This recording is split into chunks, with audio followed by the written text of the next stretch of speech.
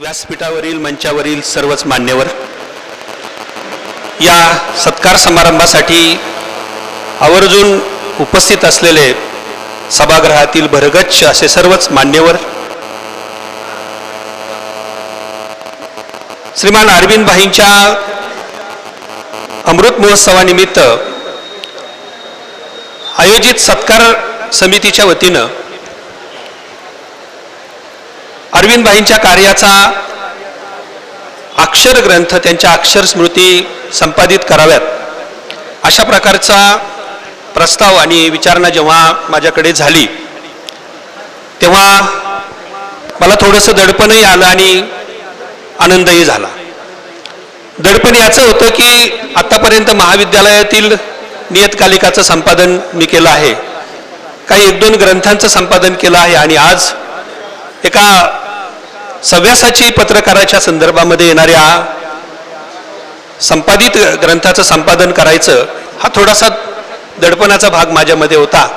आणि आनंद याचा होता की या सत्कार समितीनं माझ्यावरती सोपवलेली जी जबाबदारी आहे, खरं तर ती एक माझ्यासाठी सुवर्ण संधी होती आणि म्हणून त्या निमित्तानं आपल्याला एक चांगलं काम करता येईल म्हणून या स्मरणिकेचं किंवा गौरव ग्रंथाचं संपादन करण्याचं काम माझ्या सहकार्यांनी आणि आम्ही केलं. मला सांगायला अत्यंत आनंद होतोय की अरविंद भाईंनी गेली 50 वर्ष पत्रकारितेच्या क्षेत्रामध्ये सामाजिक, सांस्कृतिक, शैक्षणिक आणि इतर क्षेत्रामध्ये जे बहुमोल कार्य केलं, जे अनमोल योगदान दिलं, त्याचा आढावा या ग्रंथाच्या माध्यमातून आपल्याला घेता येणार आहे. अरविंद भाईंचा माझा परिचय तसा 20 वर्षापासूनचा, मात्र अलीकडच्या काळात महाविद्यालय विकास समितीच्या माध्यमातून अरविंद भाईंचं इतर कार्यही मला पाहता आलं. त्यांची पत्रकारिता मला ठाऊक होती, मात्र त्यांचं सामाजिक, सांस्कृतिक, शैक्षणिक आणि इतर क्षेत्रातलं कार्य त्या माध्यमातून मला जाणता आलं आणि जेव्हा हा प्रस्ताव समोर आला त्यावेळेस मला खूप आनंद झाला. या स्मरणिकेच्या संदर्भामध्ये ज्या ज्या मान्यवरांशी आम्ही संपर्क साधला सत्कार समितीच्या माध्यमातून, त्यांनी अगदी वेळेमध्ये आपले लेख, अरविंद भाईंचं कार्य आमच्याकडे लेखाच्या माध्यमातून सुपूर्द केलं. या गौरव ग्रंथामध्ये जवळजवळ 44 लेख आहेत, मान्यवरांच्या शुभेच्छा आहेत आणि आता ज्या ज्येष्ठ पत्रकारांचा या ठिकाणी सन्मान करण्यात आला त्या ज्येष्ठ 12 पत्रकारांचा परिचय असा हा बहुरंगी असा हा स्मारक किंवा हा गौरव ग्रंथ आहे. या 44 लेखकांनी, हे सर्व जाणकार आहेत, मान्यवर आहेत, त्यांना लेखनाची आणि अरविंद भाईंच्या कार्याची उत्तम जाण असल्यामुळं संपादनाचं कार्य करायला आम्हाला खूप अवघड गेलं नाही. या लेखांच्या माध्यमातून आपण जर आता शिक्षित होईल, आपण जर या ग्रंथाची शीर्षकं जरी पाहिली या लेखांची तर आपल्या लक्षात येतील. काहींनी अरविंद भाईंना तटस्थ पत्रकारितेचा मापदंड म्हटलेला आहे, काहींनी अरविंद भाईच्या पत्रकारितेला फलटण तालुक्यातील गुगल असा उल्लेख केला आहे, काही एन्सायक्लोपीडिया ऑफ जर्नलिझम असं म्हटलेलं आहे. एकूणच अरविंद भाईंच्या बहुरंगी, बहुढंगी, बहुपैलू व्यक्तिमत्वाचा मागोवा, आढावा या ग्रंथामध्ये घेतलेला आपल्याला पाहायला मिळेल. अरविंदभाईंनी जे सामाजिक कार्य केलं, पत्रकारितेचं कार्य केलं, तटस्थता आहे, त्यांची मूल्यनिष्ठा आहे, त्यांचा निपक्षपातीपणा आहे, प्रामाणिकता आहे, निर्लसता आहे, निस्वार्थीपणा आहे, निर्मळपणा आहे. पत्रकारितेतले हे आदर्श पत्रकाराचे जे गुण आहेत ते तर या ग्रंथामध्ये आलेलेच आहेत. मात्र त्याच्याबरोबरच अरविंदभाईंनी आदरणीय बंडातात्यांबरोबर केलेलं जे काम आहे, वारकरी संप्रदायाच्या निमित्तानं, व्यसनमुक्ती संघाच्या निमित्तानं केलेलं जे कार्य आहे ते त्याचाही उल्लेख या ग्रंथामध्ये आपल्याला पाहायला मिळेल. याशिवाय अरविंदभाईंचं जे सांस्कृतिक काम आहे, अगदी बाल संस्कार वर्ग असतील, युवकांसाठी विविध व्याख्यानमाला असतील, एस टी महामंडळाच्या माध्यमातून महाराष्ट्र प्रवासी प्रदेश संघटनेचे संघटक म्हणून, सरचिटणीस म्हणून अरविंदभाईंनी केलेलं जे काम आहे त्याचा प्रामुख्याने अनेक लेखांमध्ये संदर्भ आपल्याला आलेला पाहायला मिळेल. याशिवाय अरविंदभाईंचं सामाजिक कार्य आहे. शासन आपल्या दारी हा जो एक ग्राहक मंचावतीने होणारा कार्यक्रम आहे, या कार्यक्रमाच्या माध्यमातून अरविंदभाई तालुक्याच्या आणि जिल्ह्याच्या कानाकोपऱ्यामध्ये पोहोचले आणि ग्राहकांना जागृत करण्याचं काम केलं. हा सर्व उल्लेख या संदर्भ या ग्रंथामध्ये आपल्याला पाहायला मिळेल. या ग्रंथाच्या निमित्तानं अरविंदभाईंच्या एकूण समग्र कार्याला एक उजाळा देण्याचं काम झालेलं आहे असं आम्हाला वाटतं. हा ग्रंथ इथून पुढील काळामध्ये पत्रकारितेच्या क्षेत्रामध्ये येऊ पाहणारे जे नवोदित पत्रकार आहेत त्यांच्यासाठी प्रेरणा आणि प्रोत्साहन ठरेल. आज पत्रकारिता जी डळमळीत होताना दिसते, त्या पत्रकारितेला एक वाट दाखवणारा दीपस्तंभ म्हणून हा गौरव ग्रंथ काम करेल असं आम्हाला वाटतं. आणि सगळ्यात महत्त्वाचं म्हणजे हा गौरव ग्रंथ म्हणजे अरविंदभाईंच्या व्रतस्थ पत्रकारितेचा केलेला गौरव आहे असं आम्हाला वाटतं. या गौरव ग्रंथाचे आपण सर्व सुज्ञ वाचक आणि सर्व संशोधक पत्रकारितेच्या संदर्भामध्ये जेव्हा संशोधन करण्याची वेळ येईल त्यावेळेस अरविंदभाईंचा हा गौरव ग्रंथ नक्कीच संदर्भ ग्रंथ म्हणून उपयोगाला येईल अशी आमची खात्री आहे. या ग्रंथाच्या निमित्तानं ज्या मान्यवरांनी आम्हाला या ग्रंथासाठी अनमोल सहकार्य केलं, आदरणीय श्रीमंत रामराजे महाराज साहेब, आदरणीय दादा, आदरणीय अजितदादा, आदरणीय नार्वेकर साहेब, आदरणीय राम शिंदे, या मान्यवरांच्या शुभेच्छा या ग्रंथामध्ये आहेत.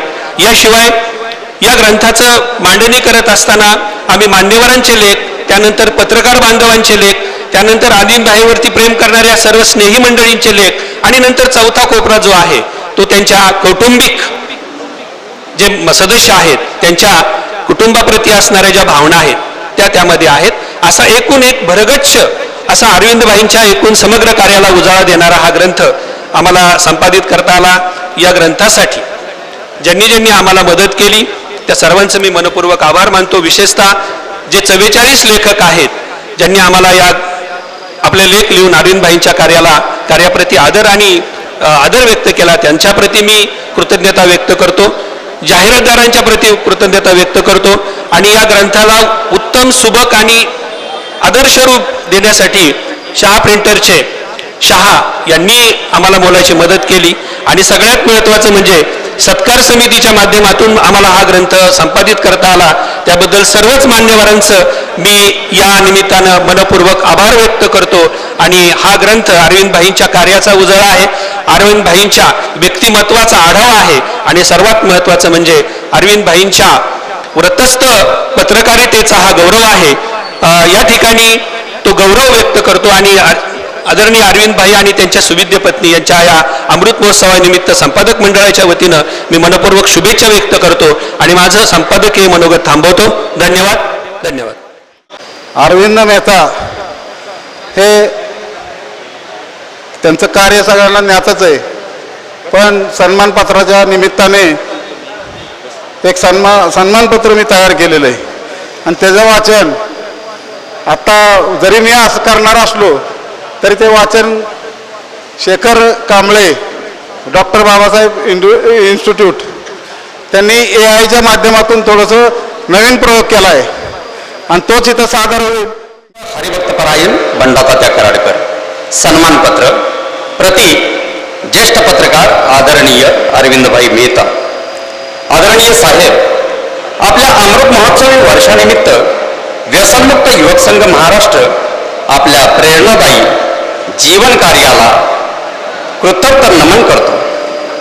सत्य, निपक्षपणा आणि समाजसेवा ही पत्रकारितेची पवित्र तत्वे हृदयात जपत आपल्या लेखणीने अर्धशतकाहून अधिक काळ समाजाला दिशा दाखवली. आपले लेखन सामाजिक अन्यायाला आव्हान देत सत्याचा प्रकाश पसरवते आणि समाज मनात जागृती व करुणीची भावना जागवते. युवक मित्र बंडातात्या कराडकर यांच्या व्यसनमुक्त युवक संघाशी आपले नाते हृदयाला भिडणारे आहे. पिंपरद येथील राष्ट्रबंधू राजीवजी दीक्षित गुरुकुल उभारणीत आपल्या अनेक अडथळ्यांवर आपण संकल्पाने मात केली.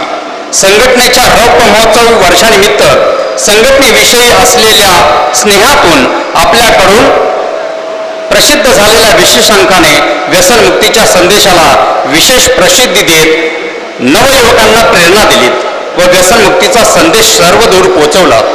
ग्राहक मंच, पोलीस पाटील संघटना आणि जैन समाज यांच्यातील आपले कार्य समाजाला दिशादर्शक व आदर्श दाखवणारे आहे. वैयक्तिक समस्यांना हृदयात दडवून अखंड समर्पणाने आपण आजही अविरतपणे कार्यरत आहात. सन 2018 मध्ये किल्ले रायरेश्वर येथे धर्मवीर छत्रपती संभाजी महाराज पुरस्कार देऊन आपल्या निर्भीड पत्रकारितेचा सन्मान करण्याचे भाग्य संघटनेस लाभले याचे मनस्वी समाधान वाटते. आजही या वयात आपला उत्साह आणि समाजहिताचा ध्यास तरुणांना प्रेरणा देत आहे. आपले जीवन सत्य, करुणा आणि समर्पणाचा आदर्श आहे जो समाजाला नवचैतन्य देतो. या अमृत महोत्सवी वर्षात व्यसनमुक्त युवक संघ आपल्या उत्तम आरोग्य, दीर्घायुष्य आणि निरंतर प्रेरणादायी कार्यासाठी हृदयापासून सदिच्छा व्यक्त करीत आहे. या सन्मानपात्राद्वारे आम्ही आपल्या सामाजिक सेवेस कृतज्ञतापूर्वक वंदन करतो. हे सन्मानपत्र गुरुवर्य बंडातात्या कराडकर यांच्या हस्ते आणि मान्यवरांच्या उपस्थितीमध्ये आपणास सन्मानपूर्वक अर्पण करण्यात येत आहे. अध्यक्ष दीपक जाधव, उपाध्यक्ष नवनाथ मालुसरे, सचिव योगेश जाधव. तेरा जिल्ह्यामध्ये त्याचं काम चालू आहे आणि राज्यातल्या जवळपास 3-3.5 हजार युवक या संघटनेचा विचार पुढे घेऊन समाज सुधारण्याचं काम करतायत. आणि ये तो सच है कि भगवान है मगर फिर भी अनजान है. धरती पे रूप माँ बाप का उस विधाता की पहचान है. जेवणाची चिंता करते ती आई आणि आयुष्यभराच्या जेवणाची चिंता करतो तो बाबा. धन्यवाद. साधना शहा, इंदू भाभी फलटणच्या त्यांची छोटी बहीण. आणि प्रथम मी सर्वांना नमस्कार करते. आदरणीय व्यासपीठ श्रीमंत रामराजे निंबाळकर साहेब, श्री रणजित सिंह नाईक निंबाळकर, युवक मित्र बंडातात्या कराडकर आणि सर्व उपस्थित सगळ्यांची मी नावं घेत नाहीये त्यामुळे सॉरी. पण इथे जो सगळा जमाव आहे याच्यामध्ये नातेवाईक आम्ही आहोतच, पण यांचे अरविंद शहांचा जो सगळा परिवार आहे त्याच्यामध्ये पोलीस खात्यातले लोक आहेत, राजकीय खात्यातले बडे बडे मंडळी आहेत, संत महासंत आहेत, सगळे डॉक्टर मंडळी आहेत, शेतकरी आहेत. म्हणजे याच्यावरनंच आपल्याला सगळं कळतं की यांचा केवढा मोठा मित्रपरिवार आहे. आणि हा मित्रपरिवार उगाच होत नाही, याच्यासाठी त्याला कष्ट घ्यायला लागतात, त्याशिवाय हे शक्य होत नाही. आज हा इथे आलेला प्रत्येक जण खूप उत्सुक आहे, त्यांच्या कौतुक समारंभासाठी आलेला आहे. आता अरविंद शहांबद्दल सगळ्यांनीच सांगितलेलं आहे. ते आमचे जावई आहेत खेडकरांचे. मला ते आई वडिलांसारखेच आहेत आणि त्यांनी प्रत्येक जबाबदारी माझ्या आई वडिलांसारखीच पाळलेली आहे. मी लहान आहे घरात, त्यामुळे मला तर खूप खूप सांभाळलेलं आहे त्यांनी. आणि प्लस अरविंद शहांच्या बद्दल सगळ्या क्षेत्रात त्यांनी जे काम केलेलं आहे ते अविरत काम आहे. अविरत म्हणजे कसं की न थांबता, न थकता, मागे वळून न पाहता प्रत्येक क्षेत्रात त्यांनी जे काम केलेलं आहे आणि त्याचा आपण हे इनग्रॅटिट्यूड सत्कार करतोय.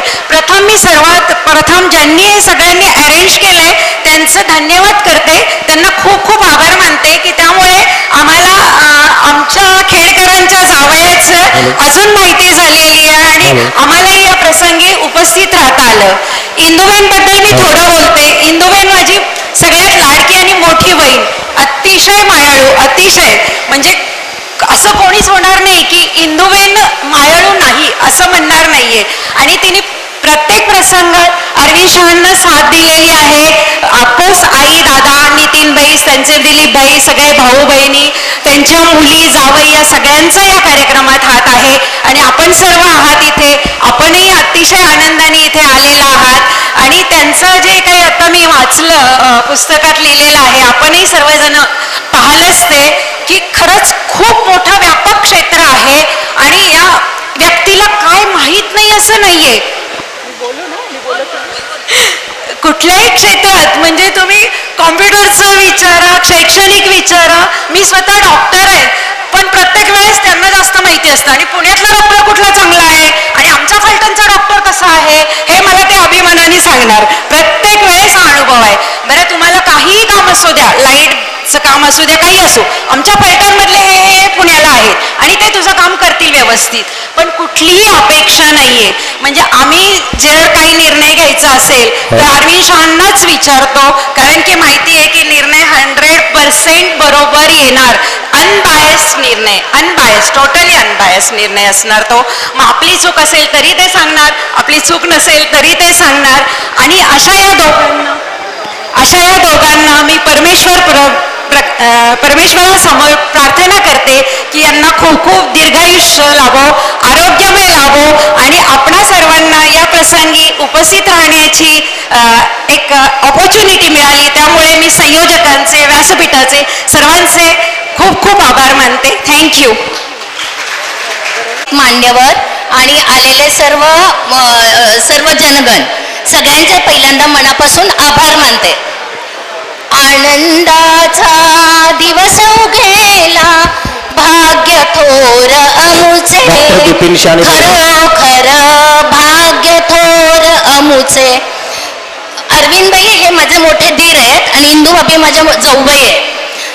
आम्ही सगळेजण 25 वर्ष एकत्र राहिलेलो आहेत, त्यामुळे त्यांच्या स्वभावाची किंवा ह्याची सगळी जाणीव आहे.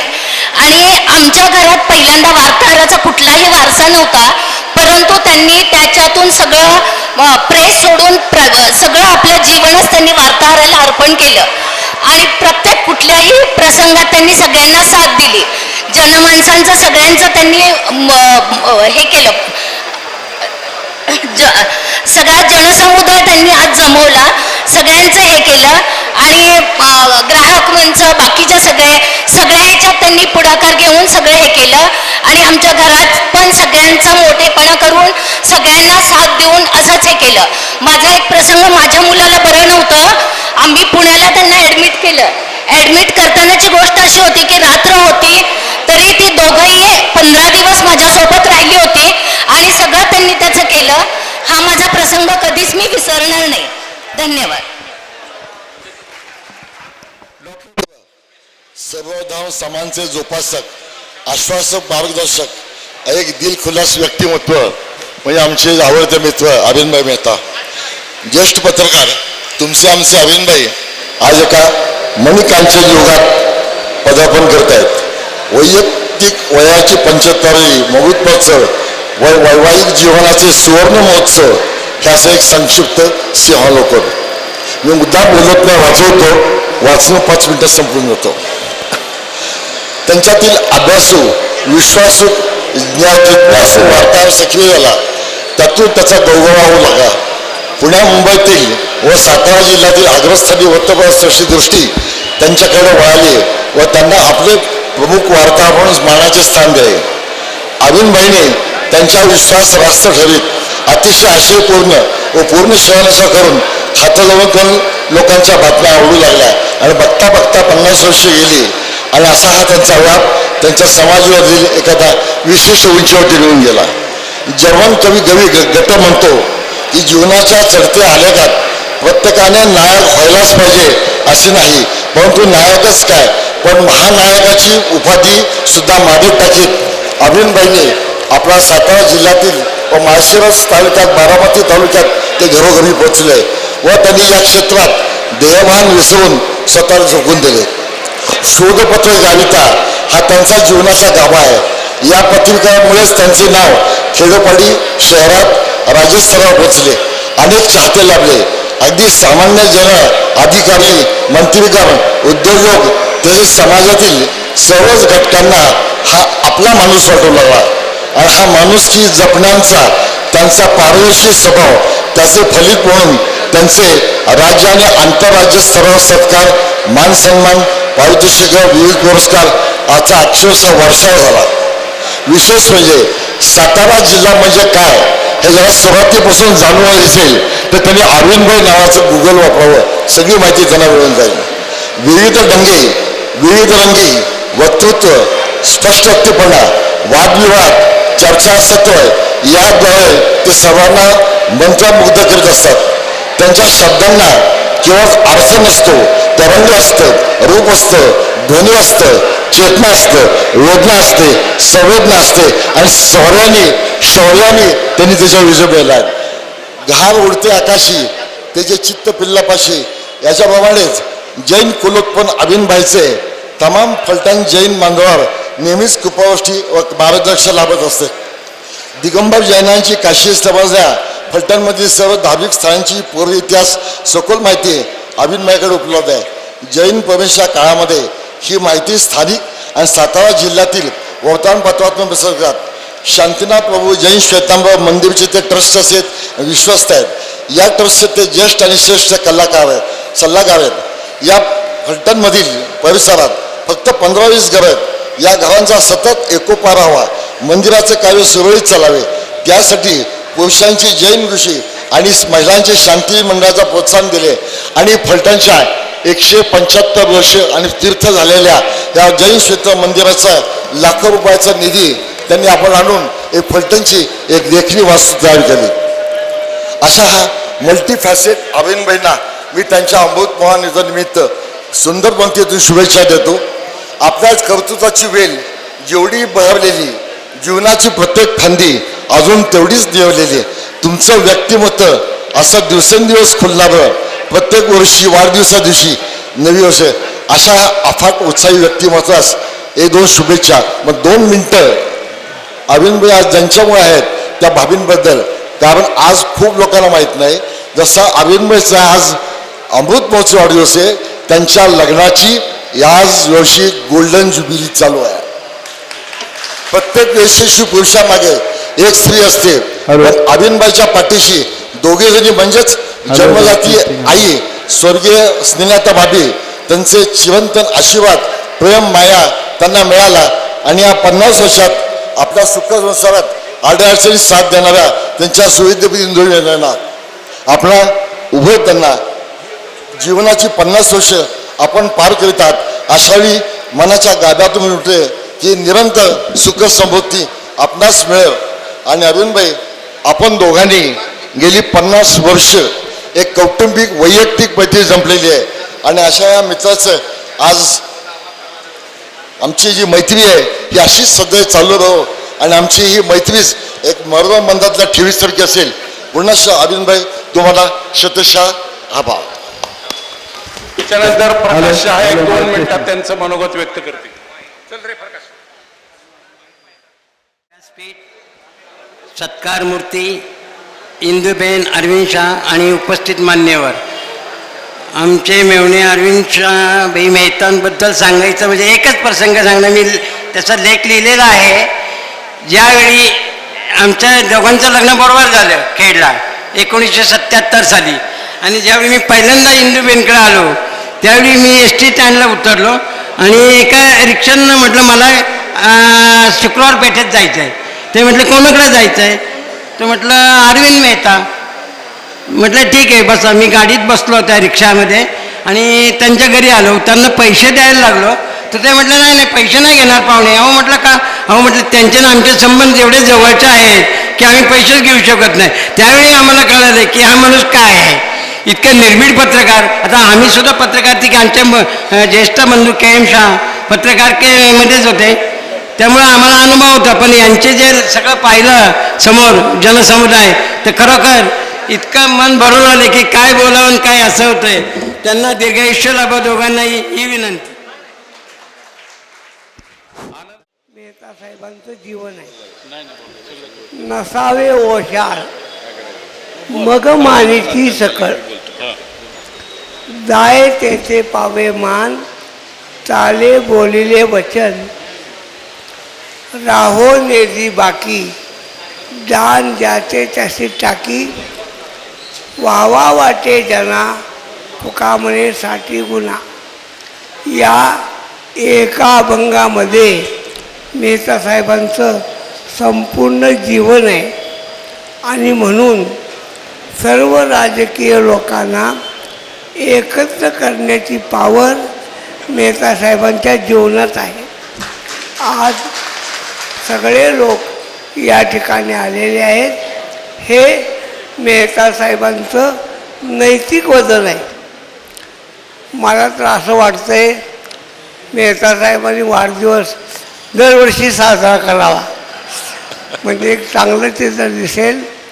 मला पंढरपूरच्या वारीला जायचं असल्यामुळं मी मेहता साहेबांना वडिलकीच्या नात्यानं नाही, परमार्थाच्या नात्यानं शुभेच्छा व्यक्त करतो. धन्यवाद. त्याच्यानंतर विभागीय अधिस्वीकृत कार्यक्रमाला खूपच वेळ झालाय, परंतु सर्वच मान्यवरांनी तुम्ही बोललं पाहिजे. त्यांच्या पत्रकारितेचा मानदंड आणि सातारा जिल्ह्यातले ज्येष्ठ पत्रकार सन्माननीय अरविंदभाई मेहता यांच्या अमृत महोत्सवी सोहळ्याच्या निमित्तानं व्यासपीठावर उपस्थित असलेले आदरणीय बंडातात्या, विधान परिषदेचे माजी सभापती श्रीमंत रामराजे नाईक निंबाळकर साहेब, माजी खासदार रणजितसिंह नाईक निंबाळकर साहेब, आमचे मार्गदर्शक सन्माननीय वसंत भोसले सर, व्यासपीठावर उपस्थित असलेले आमदार सचिन पाटील, प्रल्हाद तात्या, दिलीपसिंह भोसले, सन्माननीय शिवरूपराजे खर्डेकर, आमचे मार्गदर्शक आदरणीय शैलेंद्रजी पळणिटकर बाबा, महादेवरावजी जानकर साहेब, शंकरराव अण्णा, विभागीय अधिस्वीकृती समितीचे माझे सहकारी चंद्रशेन जाधव, सातारा पत्रकार संघाचे अध्यक्ष विठ्ठल हेंद्रे, फलटणच्या सामाजिक सांस्कृतिक राजकीय सर्वच क्षेत्रातील सर्व मान्यवर, सर्व पत्रकार बंधू भगिनींनो, मी सुरुवातीलाच महाराष्ट्र शासनाच्या पुणे विभागाच्या अधिस्वीकृती समितीचा अध्यक्ष या नात्यानं आणि सातारा जिल्हा पत्रकार संघाचा अध्यक्ष या नात्यानं पुणे विभागातील सातारा, सांगली, पुणे, सोलापूर जिल्ह्यातील तमाम पत्रकार बांधवांच्या वतीनं आदरणीय अरविंदभाई मेहता यांना त्यांच्या 75च्या निमित्तानं मनापासूनच्या शुभेच्छा देतो. खरं तर फलटणचे 2 निंबाळकर एका व्यासपीठावर एकत्र आणण्याची कला, तेही अशा राजकीय, सामाजिक आणि अत्यंत पराकोटीच्या वातावरणामध्ये या दोन्ही निंबाळकर महोदयांना एका व्यासपीठावर एकत्र आणण्याची कला फलटणमध्ये पुन्हा एका व्यक्तीमध्ये आहे, तर ती अरविंदभाई मेहतामध्ये आहे. आणि म्हणून अरविंदभाई, तुमचं मनापासून मी कौतुक करतो, मनापासून अभिनंदन करतो. असेच फलटणच्या सामाजिक सांस्कृतिक पर्यावरणासाठी 2 निंबाळकरांना अशाच पद्धतीनं रोज एकत्र ठेवा, म्हणजे फलटणचं पर्यावरण, सातारा जिल्ह्याचं पर्यावरण निश्चितपणे नीट राहील. मला मनापासून अरविंदभाईंचं कौतुक करायचं आहे. सातारा जिल्ह्याच्या पत्रकारितेमध्ये 50 वर्षाची त्यांची जी काही वाटचाल आहे, ती वाटचाल निश्चितच अभिवंदनीय अशी आहे. सातारा जिल्ह्यातल्या पत्रकारांना एकत्र करण्यामध्ये, फलटणच्या पत्रकार बांधवांना एकत्र करण्यामध्ये अरविंदभाईंचं फार मोठं योगदान आहे आणि हे योगदान निश्चितपणे आमच्यासारख्या तरुण पत्रकारांना नाकारून चालणार नाही. त्यांच्याच मार्गदर्शनाखाली सातारा जिल्हा पत्रकार संघाची अत्यंत धुरंधर अशी वाटचाल गेली कित्येक वर्ष आम्ही सुरू ठेवलेली आहे. मला आवर्जून या निमित्तानं सांगायचंय, मी पुणे विभागाच्या अधिस्वीकृती समितीचा अध्यक्ष आहे. मला अत्यंत नम्रपणे आणि अत्यंत अभिमानानं सांगायचं वाटतंय की गेल्या 2 वर्षाच्या कारकिर्दीमध्ये सर्वाधिक अधिस्वीकृती पत्रिका महाराष्ट्रामध्ये कुणाला मिळाल्या असतील तर ते पुणे विभागामध्ये फलटणच्या माझ्या सगळ्या सहकाऱ्यांना मिळाल्यात. आणि यामध्ये अरविंदभाईंची वाटचाल, अरविंदभाईंचं पाठबळ आणि अरविंदभाईंची सातत्यानं आमच्या पाठीची असणारी शाबासकीची थाप, यामुळे या सहकाऱ्यांच्यासाठी काम करू शकतो. हे मला अत्यंत अभिमानानं आणि नम्रपणे कबूल करावं असं वाटतंय. सातारा जिल्ह्याच्या पत्रकारितेमध्ये राजकीय, सामाजिक, सांस्कृतिक, शैक्षणिक पत्रकारिता करत असताना अरविंदभाईंनी फलटणची ही जी पत्रकारिता समृद्ध ठेवण्याचं काम केलं. फलटणच्या पत्रकारितेचा ज्ञानकोश असं जर अरविंदभाईंना म्हटलं तर ते वावगं ठरणार नाही. आणि म्हणून मी सर्व मान्यवरांच्या वतीनं, सातारा जिल्ह्यातील तमाम पत्रकार बांधवांच्या वतीनं अरविंदभाई, तुम्हाला मनापासूनच्या शुभेच्छा देतो. भविष्य काळातली तुमची वाटचाल ही अशीच मार्गदर्शकाची असावी. आमच्यासारख्या तरुण पत्रकारांना तुम्ही सतत मार्गदर्शन करत राहावं अशा शुभेच्छा या निमित्तानं देतो आणि थांबतो. Thank you very much. अरे, हे मी विसरून गेलो होतो, त्यामुळे मी आता पहिल्यांदा बोलतो. या ठिकाणी माझ्या अमृत महोत्सव सत्काराच्या निमित्तानं माझ्या आणि माझ्या पत्नीच्या इंदुमतीच्या अमृत महोत्सव, आमच्या लग्नाचा 50वा वर्धापन दिन आणि प्रामुख्यानं गेले 50 वर्ष फलटण शहर आणि तालुक्यामध्ये वृत्तपत्राच्या माध्यमातून राजकीय, सांस्कृतिक, शैक्षणिक संपूर्ण विविध क्षेत्रामध्ये काम करताना निश्चितपणानं मी कधी राजकारण पाहिलं नाही आणि म्हणून मला हा आजचाच पहिला प्रसंग असं नव्हे तर 2013 साली मला ज्यावेळा महाराष्ट्र शासनाचा आदर्श पत्रकार पुरस्कार प्राप्त झाला त्यावेळाही अशाच पद्धतीनं, त्यावेळा तर आमचे माजी खासदार आदरणीय हिंदूराव नाईक निंबाळकर व्यासपीठावर होते, आदरणीय रामराजेही त्यावेळा उपस्थित होते आणि आजचे माजी खासदार रणजितसिंह नाईक निंबाळकर तेही व्यासपीठावर होते. पण त्याच्याच बरोबर माजी आमदार चिमणराव कदम होते, माजी आमदार डॉक्टर कृष्णचंद्र भोईटे होते, आदरणीय संजीवराजे नाईक निंबाळकर होते, प्रल्हादराव साळुंके पाटील होते, सुभाषराव शिंदे होते. म्हणजे किती नावं घेता येतील. फलटण तालुक्याच्या राजकारणात ज्यांनी सातत्यानं फलटणचा विकास, फलटणची प्रगती आणि फलटणच्या जनतेच्या अपेक्षा पूर्ण करण्याचं काम केलं, त्यांना आपण 2013 साली अशाच पद्धतीनं एका व्यासपीठावर आणून निश्चितपणानं त्या डोक्यामध्ये राजकारण हा विषय नव्हता. कुणीतरी वर्तमानपत्रांनी लिहिलं की आजच्या कार्यक्रमाच्या निमित्तानं फलटण तालुक्याच्या राजकारणाची वेगळी नांदी, वेगळी घटना किंवा वेगळं काही वातावरण निर्माण होणार आहे. मुळीच नाही. फलटण तालुक्याचं राजकारण गेली ज्या पद्धतीनं 300 वर्ष सुरू आहे त्याच पद्धतीनं ते सुरू राहील. आणि हरीश पाटणे, तुमच्या माहितीसाठी सांगतो, या दोघांना एकत्र आणून त्याच्यामध्ये बदल होणार नाही आणि तो व्हावा अशी माझी स्वतःची अपेक्षा नाही. कारण हे दोघं सातत्यानं संघर्ष करत राहिले तरच तुमच्या आणि माझ्या पदरात काहीतरी पडणार आहे. म्हणून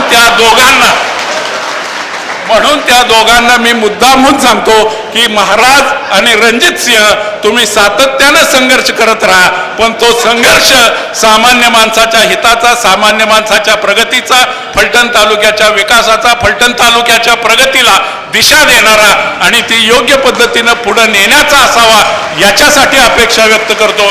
त्याच्यासाठी खरं तर हा सत्कार आहे. आणि गेली 50 वर्ष ह्याच पद्धतीनं मी फलटण तालुक्यात आणि फलटण शहरात काम करत राहिलोय आणि म्हणून निश्चितपणानं या दोघांचाच नव्हे तर फलटण तालुक्यातल्या सगळ्या राजकारण्यांचा, मग ते कोणत्या पक्षाचे आहेत, कोणत्या गटाचे आहेत, कोणत्या विचाराचे आहेत, याच्यापेक्षा ते सगळे फलटण तालुक्याच्या विकासाच्या विचाराचे आहेत आणि म्हणून त्यांना सगळ्यांना एकत्र आणले. आणि म्हणून माझ्या अमृत महोत्सवाच्या निमित्तानं तुम्हा सगळ्यांना निमंत्रित केलं की अरे फलटण तालुक्याच्या राजकारणाची, फलटण तालुक्याच्या समाजहिताची, फलटण तालुक्याच्या एकूणच विचाराची दिशा ही सातत्यानं विकासाच्या दिशेनं चाललेली आहे. म्हणजे तुम्ही स्वातंत्र्यपूर्व काळाचा विचार केला 75 वर्षापूर्वी तर इथली माळरानं जी होती ती आज 75 वर्षानंतर फुललेली दिसत आहेत. फलटणला कधी रेल्वे येईल असं तुम्हाला वाटलं नव्हतं, ती रेल्वे आलेली आहे. अनेक राष्ट्रीय महामार्ग फलटण शहरातून जात आहेत. कुणाच्या तरी राजकारणाची चर्चा करण्यापेक्षा फलटण तालुक्याच्या विकासाची चर्चा करा. फलटण तालुक्याचे अजून कोणते प्रश्न शिल्लक राहिलेत त्याचा विचार करा आणि ते प्रश्न या दोघांनी सोडवावेत अशी अपेक्षा करा. त्याच्यासाठी या दोघांच्या पाठीमागे आपल्याला उभं राहिलं पाहिजे. किंबहुना सगळ्याच राजकीय पुढाऱ्यांच्या पाठीमागे फलटण तालुक्याचा विकास इथून पुढच्या काळात अधिक गतिमान कसा होईल याच्यासाठी हरीश पाटणे या सगळ्यांना एकत्र केलंय.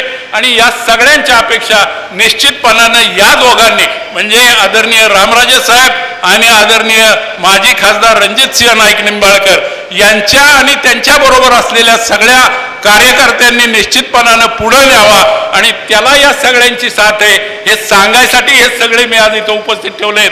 दादा, तुम्हाला मुद्दा म्हणून सांगतो की फलटण तालुक्यातल्या 110 गावापैकी एकाही गावातला माणूस इथं उपस्थित नाही अशी परिस्थिती नाही.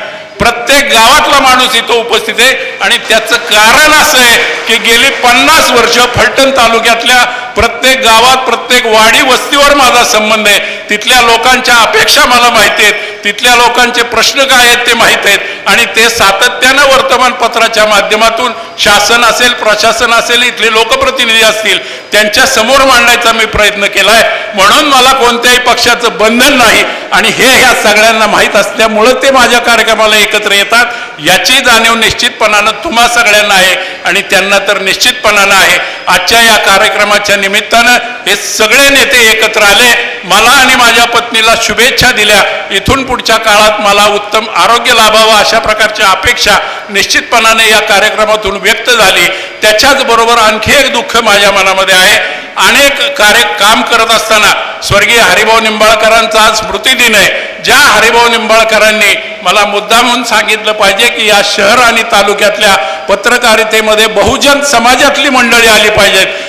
जसं की आज आपण प्रयत्न करतो आहोत स्पर्धा परीक्षेच्या माध्यमातून प्रशासनात आमचा ग्रामीण भागातला तरुण गेला पाहिजे आणि तो तिथं गेला तर नेमकेपणानं ग्रामीण भागातल्या माणसाच्या अपेक्षा काय आहेत, अडचणी काय आहेत, तो त्या जिल्हाधिकाऱ्याच्या खुर्चीवर बसून सांगेल, मामलेदारच्या खुर्चीवर बसून सांगेल आणि ती सोडवण्याची क्षमता त्याच्यामध्ये असेल. आणि म्हणून ज्या पद्धतीनं आपण स्पर्धा परीक्षेचा प्रयत्न करतो आहोत त्याच पद्धतीनं स्वर्गीय हरिभाऊ निंबाळकरांनी इथल्या पत्रकारितेला वेगळं वळण द्यायचं काम केलं आणि बहुजन समाजातला विशेषतः ग्रामीण भागातला तरुण वृत्तपत्राच्या क्षेत्रात आला पाहिजे अशी अपेक्षा व्यक्त करून आज दादा तुम्हाला सांगितलं पाहिजे की फलटण तालुक्यात 100 पत्रकार आहेत आणि ते सगळे 100 पत्रकार ग्रामीण भागात काम करतात आणि आमची एकसंघ शक्ती या तालुक्याच्या विकासाला सातत्यानं गती कशी देता येईल, त्यांचे प्रश्न सातत्यानं समाजासमोर, प्रशासनासमोर, शासनासमोर आणि लोकप्रतिनिधीसमोर कसे मांडता येतील याच्यासाठी प्रयत्न करतो.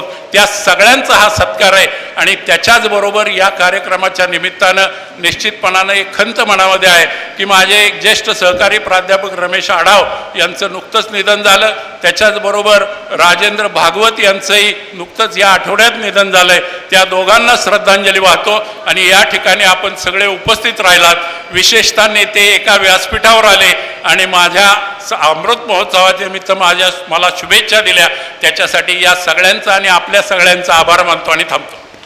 आपल्याला प्रमुख मार्गदर्शन करणार आहेत त्या आदरणीय वसंतराव भोसले साहेबांना मी विनंती करतो की आपण मार्गदर्शन करावं. आदरणीय वसंतराव भोसले याच्यापूर्वी दैनिक सकाळचे संपादक होते आणि निवृत्त होताना दैनिक लोकमतचे संपादक म्हणून ते निवृत्त झालेत.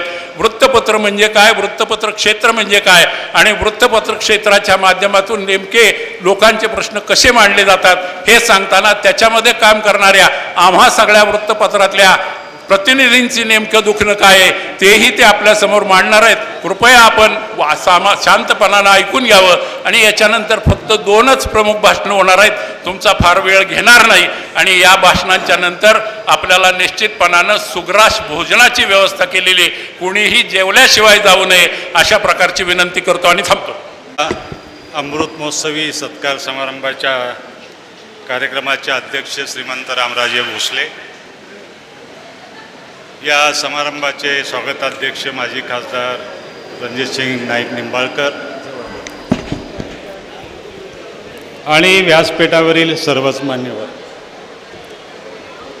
माजी मंत्री जानकर साहेब आणि सर्वच वेळ झाला मी सर्वांची नावं घेत नाही.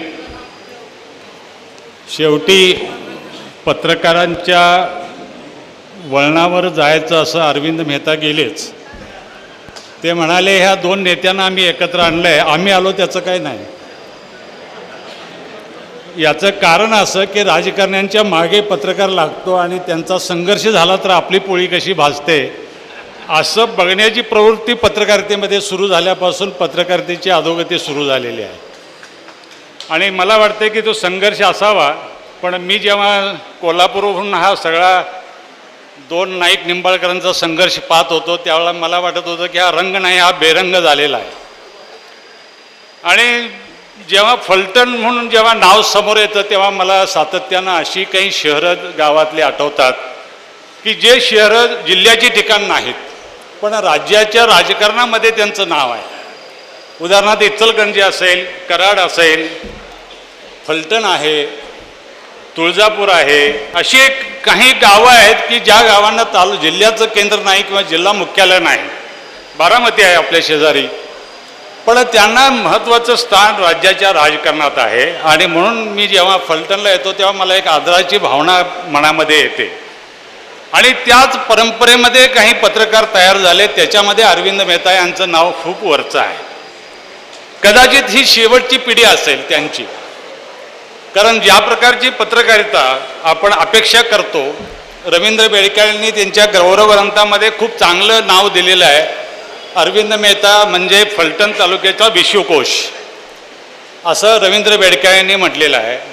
मला वाटतं की विश्वकोश का होतो, एखाद्या तालुक्याची माहिती का असते. आत्ता ते म्हणाले 110 गावं, म्हणजे गावं किती, वाड्या किती, वस्त्या किती, लोकसंख्या किती, नद्या किती, नाले किती, पाटबंधारे किती खाते झालेले आहेत, अशी सगळी माहिती असणारी ही जुनी पिढी होती. आणि ही जुनी पिढी अनेक वेळेला नेत्यांना सांगायची की हे तुम्ही करू नका, आणि हे करू नका असं सांगायचं नैतिक धैर्य त्या काळामध्ये पत्रकारांच्या मध्ये होतं. आणि नेते पण ते ऐकत होते. तसे नेते त्यावेळेला होते, आत्ता आहेत की नाही तपासून बघायला पाहिजे. याच्यासाठी की पत्रकारिता आणि राजकारण, समाजकारण हे हातात हात घालून जाणार आहे, कारण त्याला चौथा स्तंभ आपण मानतोय. आणि देशाच्या राजकारणामध्ये असेल, पत्रकारितेच्या तुम्ही स्वातंत्र्य लढ्यात सुद्धा पाहिला असेल की सर्व अनेक स्वातंत्र्य सेनानी झाले, अनेक मोठे नेते झाले, म्हणजे बाबासाहेब आंबेडकर, महात्मा गांधी काय, वल्लभभाई पटेल काय, पंडित नेहरू काय, या सर्वांची पार्श्वभूमी पत्रकारितेचा कुठं ना कुठं संदर्भ आलेला आहे. ते माध्यम म्हणून त्यांनी वापरलं. लोकमान्य टिळकांनी त्या काळामध्ये म्हटलं होतं की जनभावना निर्माण करण्यासाठी वृत्तपत्राचं काम अपेक्षित असतं, आणि ती जनभावना खूप महत्त्वाची असते, आणि त्याच्यासाठी पत्रकारितेचं मूळ कारण आहे. पण ती कुठंतरी आता सगळी बेरंग होत चाललेली आहे का असं वाटायला लागतं. कारण तुम्ही मागं बसलेले सर्व नेत्यांच्याकडे बघा, ते कुठल्या रंगाचे आहेत, कुठल्या पक्षात आहेत, कुठं होते, केव्हा बदलले, तारखा पण आपल्याला लक्षात येत नाहीत किंवा वर्ष पण आठवत नाहीत. त्यामुळं रंगाचा बेरंग झाला आहे, आणि आपण सगळे बेरंग होतोय का, अशी परिस्थिती आपल्यात निर्माण झालेली आहे. कदाचित ते राजकारण, आजच्या काळातलं राजकारण तसं असेल, आजच्या काळातला महिमा तसा असेल, पण ज्या वेगानं घटना घडत आहेत, ज्या वेगानं हे सगळं मूल्य घसरत आहे, ते पाहिल्यानंतर पत्रकारितेच्या संदर्भात सुद्धा लोकांचा जो विश्वास होता तो सुद्धा कुठंतरी कमी होत चालला आहे. आणि म्हणून पूर्वी असं वाटायचं की लोकांना असं समज होता की जे छापून येतं, जे वर्तमानपत्रात येतं ते सत्य असतं, असा लोकांचा समज होता. अजूनही थोडा आहे, पण तो किती आम्ही ठेवतो आणि किती तो संपवतो हे आता लवकरच कळेल.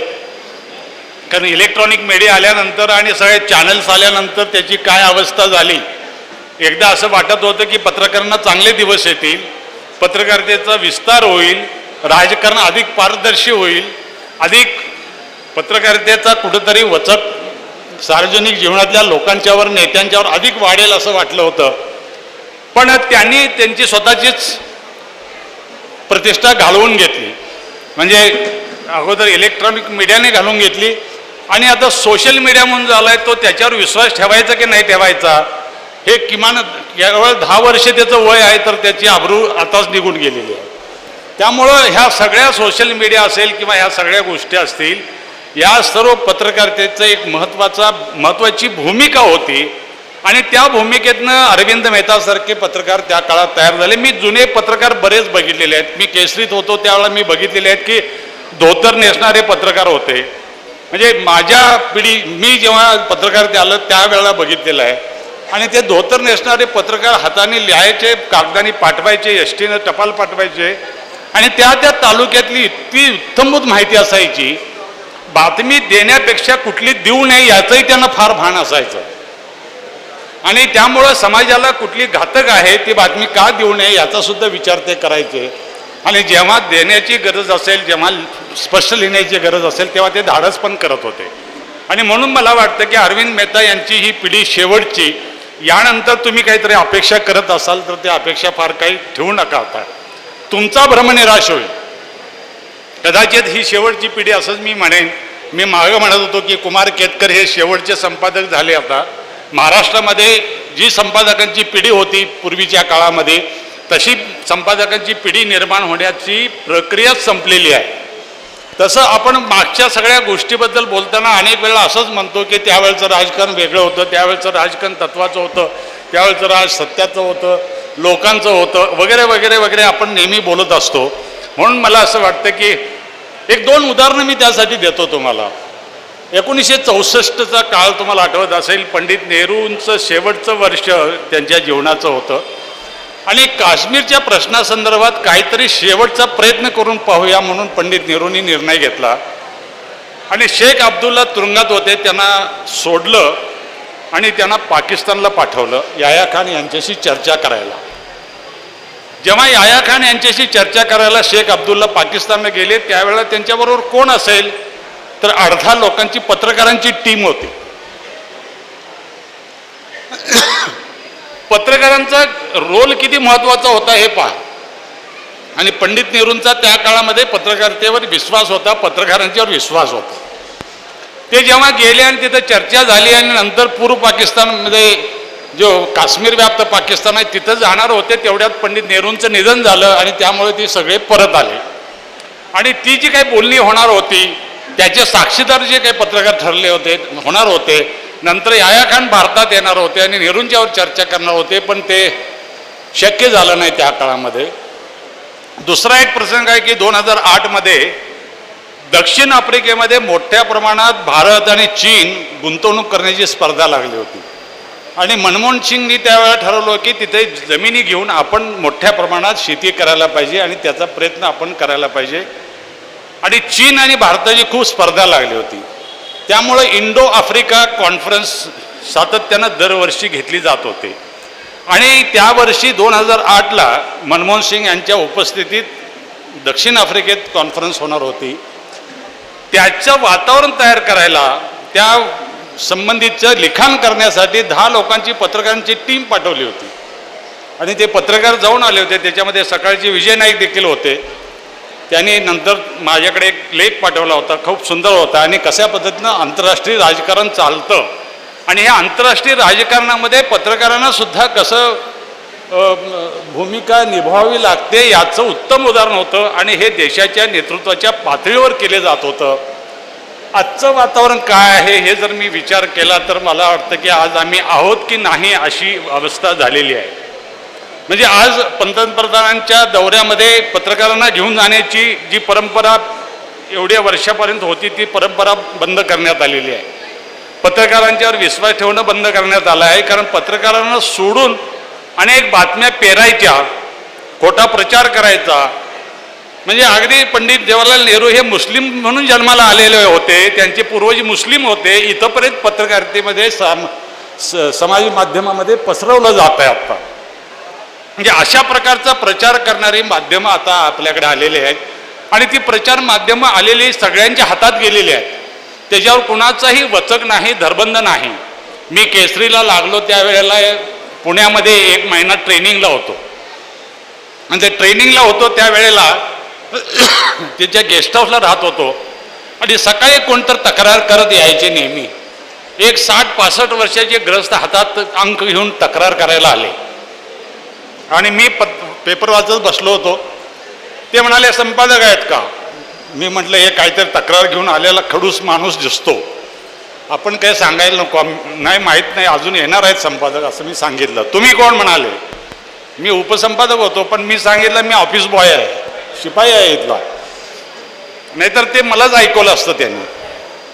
मग शेवटी ते संपादक आले आणि संपादकांना भेटले आणि संपादकांनी सर्वांना आम्हाला बोलवलं आणि म्हणाले आत्ता तो माणूस जो येऊन गेला त्यांनी माझी बिन पाण्याची दाढी केली. म्हटले काय झालं? तर काय झालं म्हटले, आपण आज बातमी छापल्या म्हटले 2 हिंदू खाटीकांची भांडणं झाली आणि ती भांडणं झाल्यानंतर हिंदू खाटीक दोघे मटण तोडत होते आणि हातातला जांभ्या घेऊन एकमेकाच्या अंगावर गेले आणि त्या वाचकाचं म्हणणं होतं की मटण जांभ्यानं तोडत नाही, सत्तुरीनं तोडतात आणि हे तुमच्या बातमीदाराला माहीत नाही का, असा प्रश्न विचारायला तो आला होता. म्हणजे वाचक आणि संपादकाचं नातं अशा प्रकारचं त्या काळात होतं. एखादा शब्द चुकला तर जाब विचारायला सुद्धा वाचक येत होता. आज काही छापून आलं तर वाचक आम्हाला विचारत नाही, आम्ही वाचकाला विचारत नाही. कोण कसा बोलतो, कोण आकडेवारी कशात येतो, कशा पद्धतीनं छापतो हे आपल्यालाच कळत नाही. परवा एका दैनिकात छापून आले की आज कोयनेच्या परिसरामध्ये 1008 मिलीमीटर पाऊस पडला. 24 तासात 1008 मिलीमीटर पाऊस पडू शकतो का?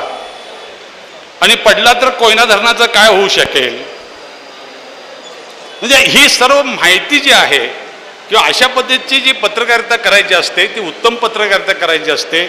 माहिती चांगली असावी लागते, इतिहास माहीत असावा लागतो, भूगोल माहीत असावा लागतो आपल्या परिसरातला. खरं तर रामराजांनी मला काही दिवसापूर्वी फोन केला आणि सांगितलं की अरविंद मेहतांचा सत्कार आहे आणि तुम्हाला यावं लागतंय आणि फोन ठेवून टाकला. त्यांचे माझं नातं असं आहे की त्यांनी सांगितलं म्हणजे सभापतींनी आदेश दिला असंच होतंय आणि त्यामुळं मी आलो. त्यांची आणि माझी स्नेह होऊन मैत्री म्हणणार नाही, कारण ते वयाने मोठे आहेत, पदाने मोठे आहेत. स्नेह आमचा झाला त्याला बरोबर 20 वर्षे यावर्षी झाली. 2005 मध्ये जेव्हा सांगलीला पूर आला होता, सांगली आणि मिरज आणि कोल्हापूर जिल्हा पुराने वेढला होता, तेव्हा ते जलसंपदा मंत्री होते आणि त्यांनी सांगितलं, मला एवढंच काम सांगितलंय की पुराचं नियंत्रण कशा पद्धतीने करता येईल, धरणाचं पाणी किती सोडायचं, किती नाही सोडायचं, इथली उंची किती, तिथली उंची किती, हे बघण्यासाठी ते मिरजेत येऊन बसले होते. आणि एक दिवस R.R. पाटील सांगलीच्या दौऱ्यावर आले. त्या पत्रकार परिषदेला मी आणि माझे एक मित्र आम्ही जाऊन उभं राहिलो होतो. तरुण पत्रकार सगळे पुढे होते.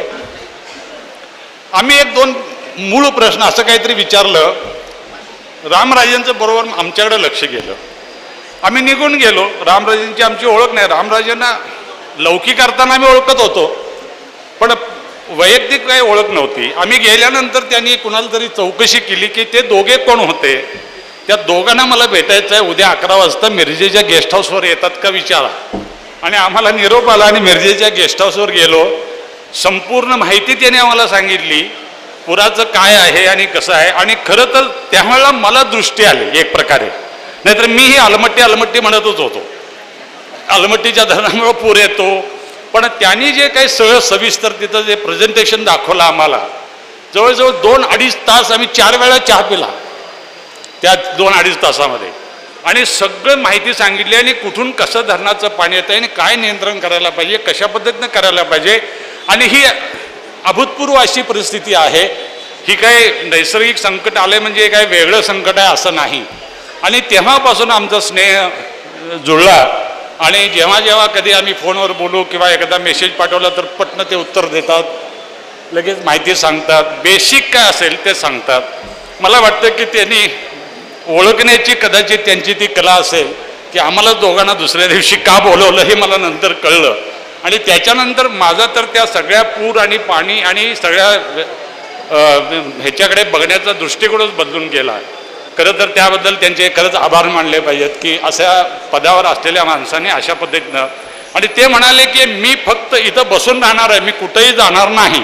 ते R.R. पाटील जाईल म्हटले, फोटो काढेल, पेपरला बातम्या देईल, मी काही करणार नाही, माझं एवढंच काम आहे, मी एवढंच करणार.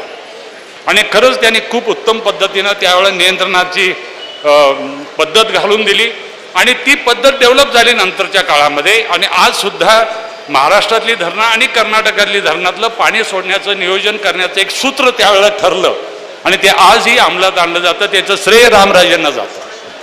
मला वाटतं की हे नेत्याच्या मधले असलेले गुण हे ओळखले पाहिजेत. त्या नेत्यांना न्याय दिला पाहिजे. त्यांनाही तुम्ही काही लोकांच्याकडनं कळलं तर सांगितलं पाहिजे आणि त्यांच्याकडनंही तुम्ही घेतलं पाहिजे. आणि ही शिकण्याची प्रोसेस जी आहे ही सतत शिकावं लागतं.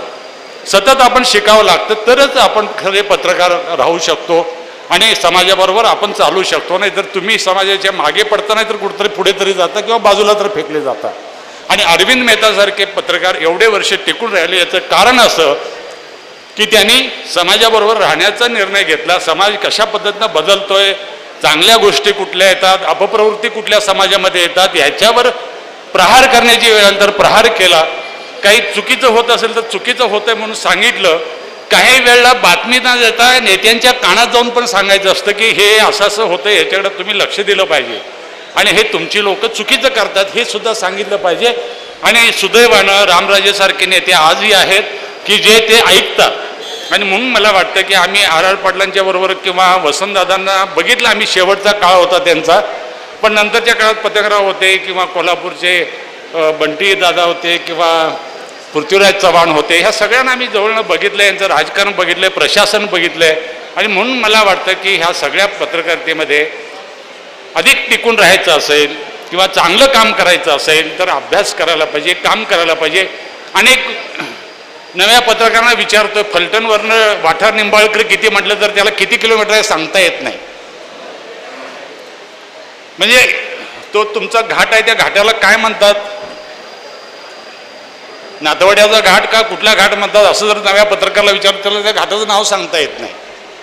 तुमची भौगोलिक परिस्थिती कशी आहे, तुमच्या फलटण तालुक्यात पाऊस किती पडतो वर्षाला, सरासरी किती आहे तुमच्या वर्षाला पाऊस पडण्याची फलटण तालुक्याची, 800, 700, 600 मिलीमीटर किती आहे असं विचारलं तर त्याला सांगता येत नाही. आणि मग पाऊस कमी झाला की जास्त झाला याची बातमी कशी करणार चांगल्या पद्धतीनं. हे जर तुम्हाला माहीत नसेल किंवा पीक पॅटर्न कसा बदलला, पिकाची पद्धत कशी बदलली, पूर्वीची पिकं काय होती, आत्ताची पिकं काय आहेत.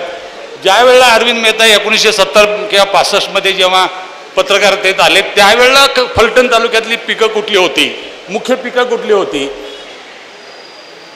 त्यातलं कॅश क्रॉप कुठलं होतं, धान्याची पिकं कुठली होती, याचा सगळ्याचा अभ्यास करायला पाहिजे, तरच आपल्याला कळतं. मी एक पीक पद्धतीवरती एक लेख लिहिण्याचा प्रयत्न करत होतो आणि इंटरनेटचा आधार घेऊन मी शोधत होतो आणि मला अकोल्याच्या विद्यापीठातल्या 4 प्राध्यापकांचा एक मला शोध निबंध सापडला. 2000 ते 2020 या 20 वर्षामध्ये महाराष्ट्रातली पीक पद्धती कशी बदलली याचा त्याने आकडेवारीसह डाटा दिला होता. आणि त्याच्यामध्ये एक धक्कादायक बातमी होती की पश्चिम महाराष्ट्रातलं 89% ज्वारीचं पीक कमी झालेलं आहे गेल्या 20 वर्षात. ज्वारी नष्ट होईल, ज्वारी कदाचित दिसणार सुद्धा नाही आणि महाराष्ट्रातली ज्वारीचं प्रमाण 59% खाली आलेलं आहे.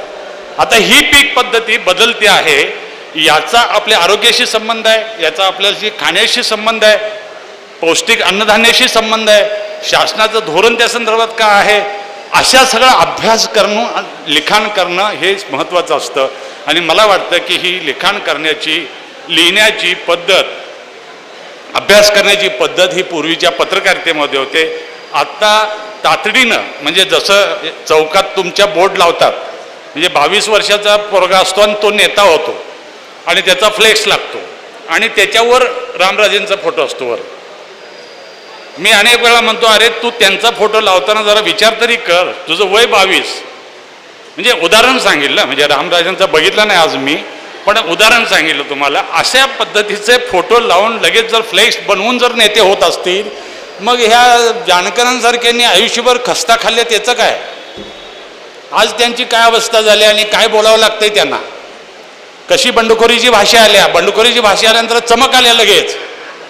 म्हणून मला असं वाटतं की आपण कुठल्या प्रश्नावर बोलतो, भूमिका काय घेतो, आपल्याला काय करायचं आहे राजकारणामध्ये हे तरी निदान स्पष्ट झालं पाहिजे, स्पष्ट असलं पाहिजे. म्हणून अरविंद मेहता म्हणाले 2 नाईक निंबाळकरांचा संघर्ष वगैरे, संघर्ष करायला हरकत नाही, पण तो कशासाठी हे निदान स्पष्ट पाहिजे, त्यातनं काय मिळवायचं हे तरी ठरलं पाहिजे. त्यामुळं मला असं वाटतं की अशा प्रकारचे संघर्ष होत राहतात महाराष्ट्राच्या राजकारणामध्ये. अगदी त्या काळामध्ये यशवंतराव चव्हाण आणि भाऊसाहेब हिरेंचा सुद्धा संघर्ष झाला होता. पहिल्यांदा द्विभाषिक राज्याचा मुख्यमंत्री निवडण्यासाठी त्यांची निवडणूक झाली होती आणि 211 मतांनी यशवंतराव चव्हाण निवडून आले होते. त्याला कारण गुजरातचा त्यांना पाठिंबा होता. म्हणजे हे तेव्हापासून राजकारण चालूच आहे, संघर्ष चालूच आहे, संघर्ष काही थांबलेला नसतो. त्यामुळे मला असं वाटतं की राजकारण हे स्पर्धाच आहे, एक प्रकारची रेसच आहे. त्यामुळे ती रेस चालू राहणार. त्या रेसमधला अर्थ आपण समजून घेतला पाहिजे आणि हे राजकारण करून नेमकं काय साधणार आहेत याचा शोध घेण्याचं काम पत्रकारांनी करायला पाहिजे. म्हणून मला वाटतं की अशा पद्धतीचा शोध घेण्याची वृत्ती कमी होत चालली आहे, हा खरं तर खंत व्यक्त करण्यासारखी गोष्ट आहे. आणि मला वाटतं की अरविंद मेहता असतील की रवींद्र बेडकेळे असतील किंवा अनेक मी जुने पत्रकार मी सांगत होतो, मायनीला आमच्याकडे इनामदार नावाचे एक पत्रकार होते, टोपी विपी घालायचे शिक्षक होते शाळेतले. आमचे जतलाई जे पाटील नावाचे ग्रस्त होते, ते कन्नड भाषिक होते, कन्नड आणि मराठी दोन्ही यायचं त्यांना, पण त्यांचा कन्नड टोन होता, मातृभाषा कन्नड होती, धोतर बितर घालून असे यायचे ते. पण मी बघितलं त्यांना, त्यांची माहिती उत्तम असायची पण ती मांडता यायची नाही, त्यांची बातमी लिहूनच काढायला लागायची. असे अनेक पत्रकार मी बघितलेत. धारवाडला एक मराठी पत्रकार होते जठार म्हणून, 82 वर्षी ते मिटिंगला यायचे सांगलीला. म्हणजे असे पत्रकार होणे नाही आणि होणार नाहीत अशी अवस्था आहे. आणि नव्या पिढीमध्ये तुम्ही अशा पत्रकारितेची अपेक्षा कराल, पण ते पुन्हा आपल्या हाताशी लागेल की नाही मला माहीत नाही. पण अरविंद मेहता यांच्यासारखे पत्रकार घडले, तालुक्याच्या ठिकाणी राहून त्यांनी राज्यभर नाव कमावलं. असे अनेक लोक आहेत महाराष्ट्रामध्ये, तालुके सापडतील की जिथं त्यांनी तालुक्याच्या ठिकाणी काम केलं आणि त्यांना महाराष्ट्रभर त्यांना रिकग्नायझेशन मिळालं. आणि त्याच्या मागे त्यांचे कष्ट, त्यांची निष्ठा, त्यांची काम करण्याची पद्धत ही सर्व अवलंबून आहे. म्हणून तुम्ही आज इतके लोक त्यांच्या सत्काराला जमलेले आहात आणि अशा प्रकारचे पत्रकारितेचा गौरव आपण सातत्यानं केला पाहिजे. त्यांना आपण सर्वांच्या वतीनं त्यांना आणि काकूंना आपण शुभेच्छा देऊया.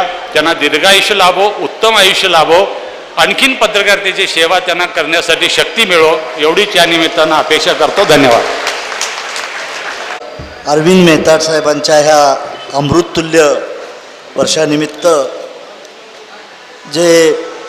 ज्यांनी आत्ता भाषण केलं ते वसंतराव भोसले साहेब, बंडातात्या कराडकर, अध्यक्ष रामराजे निंबाळकर, स्वागताध्यक्ष रणजितदादा निंबाळकर, सचिन पाटील, दीपकराव चव्हाण, प्रल्हादराव साळुंके आणि शैलेश पळणीटकर, हरीश पाटणे आणि ज्यांनी सातारा जिल्ह्यात ज्यांना सत्कार केला आहे त्यात शशिकांत जाधव, शामराव ऐवळे, शंकरराव पाटील, संपतराव देसाई, पांडुरंग पवार, शिवरत्न पल्लोड, बापूराव गुंजवटे, दत्तात्रेय मर्डेकर, नारायणराव शिंगटे, विमलताई नलावडे आणि आमचे रवींद्र बेडक्याळ यांना देखील वंदन करतो. आज मेहता साहेबाचं आणि माझं तसं कधी आम्हाला राजकारणात रुद्रभट्टे साहेब अडचण आली तर मी पहिला फोन अरविंद मेहताला करतो. हा माणूस फलटणमध्ये नाही पाहिजे होता, रामराजे हा माणूस मुंबईला पाहिजे होता, अजून आमच्या राज्याचं हित झालं असतं. पण ह्यांनी काय केलं, फलटण सोडलं नाही. फक्त दोघा निंबाळकरांसाठी तुम्ही फलटण सोडलं नाही, तुम्ही जर महाराष्ट्रात आला असता तर अजून आमच्या महाराष्ट्राचा विकास चांगला झाला असता, हे सांगण्यासाठी आज आपल्याला आलेलो आहे. आपण मंडळींनी सामाजिक असेल, आर्थिक असेल, पत्रकारितेमध्ये काम करताना फार अडचणी असतात, भोसले साहेबांनी सांगितलं. पण ह्या माणसानं राजकारण धरलं नाही. फलटण तालुक्यातील शेतकऱ्याला मी एवढंच सांगेन, जर रामराजेचा कार्यकर्ता त्रास देत असेल तर अरविंद मेहताला भेटा, आणि जर रणजितदादाचाही तुम्हाला कार्यकर्ता त्रास देत असेल तर अरविंद मेहताला भेटा, तुमचं आपोआप काम झाल्याशिवाय राहणार नाही. याचं कारण का, दोघांची चावी त्यांच्याकडे आहे. त्यामुळं विकासाच्या दृष्टीनं कसं विजन करावं हे अरविंद मेहताकडून समजावं. आणि मेहता साहेब, तुम्ही जैन समाजात जन्माला आला, आमच्या बहुजन समाजाला जैनाची अक्कल शिकवण्याचं काम केला. How to raise the fund, ह्या समाजाची गरिबी कशी जाईल हे देखील तुम्ही सांगण्याचं काम करावं एवढी विनंती करतो. आणि काकीला आणि मेहता साहेबाला माझ्या पक्षावतीनं अमृत महोत्सवाच्या शुभेच्छा देतो. जय हिंद, जय भारत. त्याच्यानंतर रणजितदादा नाईक निंबाळकर आपल्याला मार्गदर्शन करतील. वेळ जास्त झालेला आहे. व्यक्तिशः मला असं वाटतं की मलाही भूक लागली, तुम्हालाही भूक लागली. जास्त वेळ बोलणं उचित ठरणार नाही, पण आज आदरणीय ज्येष्ठ पत्रकार अरविंदभाई मेहता यांच्या अमृत महोत्सव प्रकाश प्रवासाचा गौरव या कार्यक्रमानिमित्त या ठिकाणी उपस्थित असणारे फलटण तालुक्याचे नेते आदरणीय आमदार श्रीमंत रामराजे नाईक निंबाळकर साहेब, आदरणीय आमदार सचिनजी पाटील साहेब, आदरणीय प्रल्हादराव साळुंके पाटील साहेब, आदरणीय शिवरूपराजे, आदरणीय शैलेंद्र पळणीटकर साहेब, दिलीपसिंह भोसले साहेब, हरीशजी पाटणे साहेब, विश्वासराव निंबाळकर, सचिन सूर्यवंशी बेडके, दीपकजी मेहता, नानासाहेब युरे, युवराज शिंदे, ज्यांनी मी उशिरा आले कार्यक्रमाला, पण यात महाराष्ट्रामधलं एक प्रमुख नेतृत्व असणारे आदरणीय माजी मंत्री, माझे मित्र आमदार महादेवराव जानकर साहेब, आदरणीय काशीनाथ शेवते साहेब, आदरणीय खंडेराव सरक, शंकरराव गोडसे, चंद्रसेन जाधव, राजेंद्र भोईटे, हेंद्रे वकील, कदाचित यदा उपस्थित सर्व माझे पत्रकार बंधू, व्यापारी, डॉक्टर, आर्थिक, सामाजिक, शैक्षणिक क्षेत्रामधून आलेले माझे सर्व सहकारी मित्र, ज्येष्ठ मार्गदर्शक, अरविंदबाईंबद्दल बोलावं काय हा निश्चितपणे एक प्रश्न व्यासपीठावर आल्यानंतर माझ्या मनात पडला होता. अरविंदबाईंचं काम पाण्यासारखं आहे, जिथं जाईल तिथं मिसळतात आणि त्याला आपला कलर घेऊन येतात. या अनेक वर्षाच्या प्रवासामध्ये माझं तर जीवनच व्यावसायिक असो राजकीय जीवन असो हे संघर्षातनं चालू झालेलं आहे आणि प्रत्येक गोष्ट शिकत शिकत शिकत शिकत पुढचा प्रवास करत चाललेला आहे आणि अशा प्रवासामध्ये अनेक गुरु भेटतात व्यासपीठावर उपस्थित असणारे अनेक मार्गदर्शक माझ्या या ठिकाणी उपस्थित आहेत आणि मग गुरु छोटा असो किंवा मोठा असतो तो गुरु असतो अरविंदभाई तुम सर्वांचे मित्र पण आहेत आणि माझे व्यक्तिगत राजकीय जीवनामधले त्यांचे माझे गुरु पण आहेत पसायदानामध्ये म्हटले आता विश्वात्मक आता एक वाक्य आता विश्वात्मके देव येणे वाग्यज्ञे तोषावे तोषोनी मज द्यावे तसं योग्य वेळी अरविंदभाईंचा फोन येतो तोषोनी योग्यच माहिती फक्त ते देतात की असं करायचं तसं करायचं तसं करू नका त्या पद्धतीने अनेक त्यांचे सल्ले राजकारणाची शिडी चढत असताना अनेक त्यांचे सल्ले ऐकल्यामुळे आज बहुतेक या व्यासपीठावर मी उभा आहे संघर्षाचा प्रवास करत असताना अनेक चढ उतार येतात यश अपयश येत असतं पण सल्लागार चांगला असणं महत्वाचं असतं आणि कोणाच्या संगतीत आपण राहतो कोण आपल्याला सल्ला देतं हेही फार महत्वाचं असतं आपण ज्या या कार्यालयात बसलो भोसले साहेबांच्या कार्यालयात बसलो समोर चांगल्या चांगल्या इमारती आहेत आणि त्या या इमारतीच्या शेजारी जर समजा एखादा चित्रपट अभिनेता त्या ठिकाणी असते शाहरुख खान या ठिकाणी शेजारी असेल तर या भागाच्या जमिनीच्या किमती वाढतात शेजारी जर स्मशानभूमी असतील तर काय होतं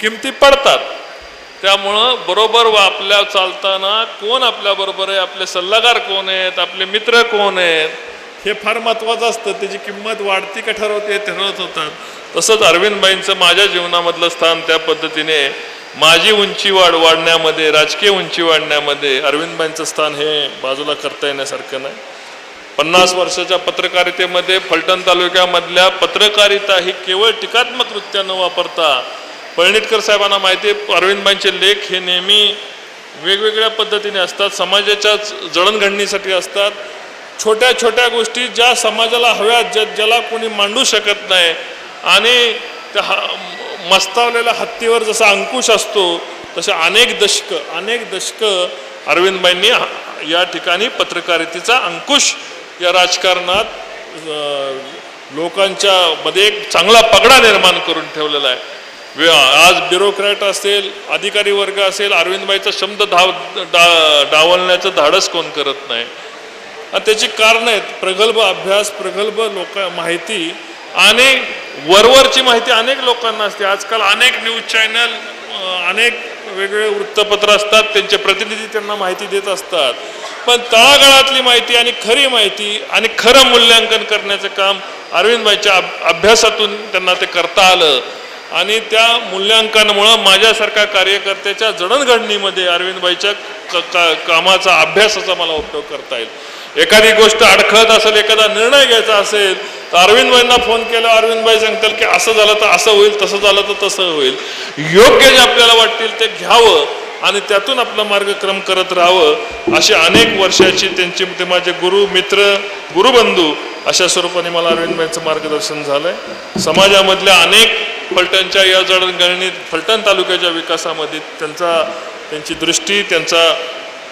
अनुभव हा उपयोगाला आलेला आहे आज 75 वर्षच्या कार्यकिर्दीत त्यांच्या पत्नीने त्यांना चांगली साथ दिलेली आहे म्हणून या दोघांच्याही जीवनामध्ये दोघांनाही दीर्घायुष्य लाभो अशी मी आपल्या सर्वांच्या वतीने त्यांना मी शुभेच्छा देतो राजकारणामध्ये अनेक चढ उतार असतात अनेक लोक असतात पण आज हे व्यासपीठ खऱ्या अर्थाने एकत्र तुम्हाला दिसत असेल ते अरविंदभाईच करू शकतात दुसरं तिसरं करण्याची धाडस आज कोणामध्ये नाहीत म्हणून मी पुन्हा एकदा अरविंदभाईंना सर्वांच्या वतीने शुभेच्छा देतो माझे 2 शब्द आवर्ते घेतो तुम्हाला दीर्घायुष्य लाभो तुमचं मार्गदर्शन आम्हाला सतत मिळत राहो हीच प्रार्थना मी व्यासपीठाच्या वतीने त्यांना करतो जय हिंद जय महाराष्ट्र माजी सभापती या कार्यक्रमाचे अध्यक्ष आदरणीय आमदार श्रीमंत रामराजे नाईक निंबाळकर अध्यक्षीय भाषण करतील त्याच्यानंतर युवराज पवार समारोप आणि आभार मानणार आहेत आणि नंतर कार्यक्रम संपेल.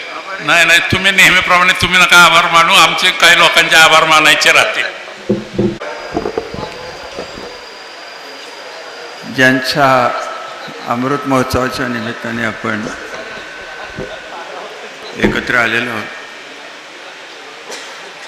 हे दादा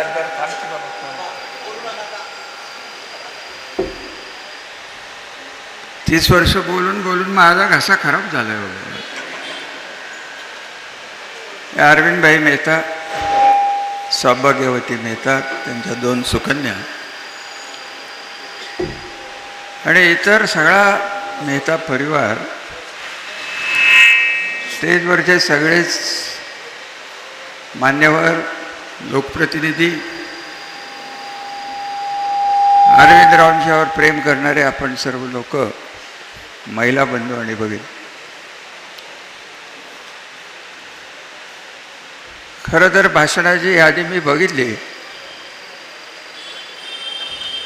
आणि सगळ्यात शेवटी माझं नाव होतं. मला पळून जायचं कुठली संधीच नव्हती. अरविंदरावांचं जे अनेक वैशिष्ट्य आहेत त्यात कोणाला कधी कुठं अडकवावं आणि अध्यक्ष केल्यावर उठताही येत नाही.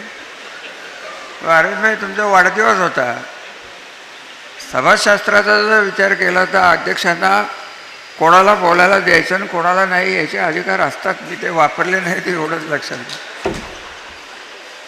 आणि सभापती म्हणून काम करत असताना ते अधिकार वापरायलाच लागतात, ती सवय होती. वसंतराव, तुमचा मी आभारी आहे. अगदी एका फोनमध्ये आम्ही अरविंद आणि सुभाषराव आम्ही विचार करत होतो की कोणाला बोलवावं. असे राज्यावरचे बरेच पत्रकार मी ओळखतो, दिल्लीचे काही ओळखतो, तर त्यांना ग्रामीण भागातली पत्रकारिता कळते असं मला स्वतःला तर काही वाटत नाही. अरविंदभाईंनी जो उल्लेख केला की रणजित सिंह आणि माझी भांडणं आहेत, संघर्ष आहे, तर तुमची काय अपेक्षा आहे? आता एकमेकाची आम्ही आता कॉलरी धरू का? अरविंदभाई, तुम्ही पत्रकारिता केली तेव्हा मी रविवार पेठेतल्या तुमच्या ऑफिसमध्ये हरिभाऊंच्या तिथं आपण काय गप्पा मारत होतो याचं विस्मरण तुम्हाला काय झालं? हे त्या काळात अख्ख्या महाराष्ट्रात फलटणचं काय प्रसिद्ध असेल तर गटतटाचं राजकारण प्रसिद्ध होतं. पवार साहेबांनी तर कित्येक वेळा उल्लेख केलेला आहे की या फलटणच्या राजकारणात रात्री काय ठरतं आणि सकाळी काय होतं ते आम्हाला कळत नाही. एक लक्षात घ्या अरविंदभाई की कुठं थांबावं हे आम्हाला दोघांनाही व्यवस्थित कळतं. आपण काळजी नसावी, आपल्या पोटाची काळजी आम्ही घेऊ. काही वेळ आम्हाला जरा भांडून द्या की काय वेळ. मतभेद आणि भांडणं याच्यात लांब फरक आहे आणि मतभेद राहिले तरच लोकशाही टिकते. संघर्ष हा शब्द मला स्वतःला पटत नाही. हे वैयक्तिक संघर्ष नसतो, ज्याला त्याला आपली मतं असतात, ज्याला त्याला आपली महत्त्वाकांक्षा असते. आपल्या महत्त्वाकांक्षेनुसार आपण काम करत असतो. त्यामुळे लोकशाही मानणारे जे लोक आहेत त्यांना संघर्ष हा आवडायला पाहिजे. पण संघर्षाला सात्विकतेची आणि माणुसकीची जोड जर मिळाली आणि संघर्षाचा केंद्रबिंदू कुणाला मिळणारा पदं नसावी, सर्वसामान्य माणसाला पदं असावी, तो केंद्रबिंदू असावा एवढी बाकी इच्छा 30 वर्षाच्या राजकारणानंतर. आणि ज्या केंद्रबिंदूत तुम्ही आम्हाला दोघांना बोलता इथपर्यंत ठीक आहे, अरविंदभाई तुम्हाला अधिकार आहेत. अरविंदभाईंचं अजून एक वैशिष्ट्य तुम्हाला दोघांच्यातलं कळलं का की त्यांनाही वाटतंय ते त्याच्यात आणि मलाही वाटतंय मी माझे आहेत. हे त्यांचं वैशिष्ट्य. आता खरं कोणाचे आहेत ते आम्हाला काही कळेल नाही. आम्ही कुठेतरी अरे अख्ख्या जिल्ह्यातल्या काडी घालणारे इथं उपस्थित आहे, त्याच्यासमोर काय बोलायचं. हे करमणुकीचे विषय झाले सगळे, पण अरविंदभाईंची माझी खरोखर निखळ मैत्री होती.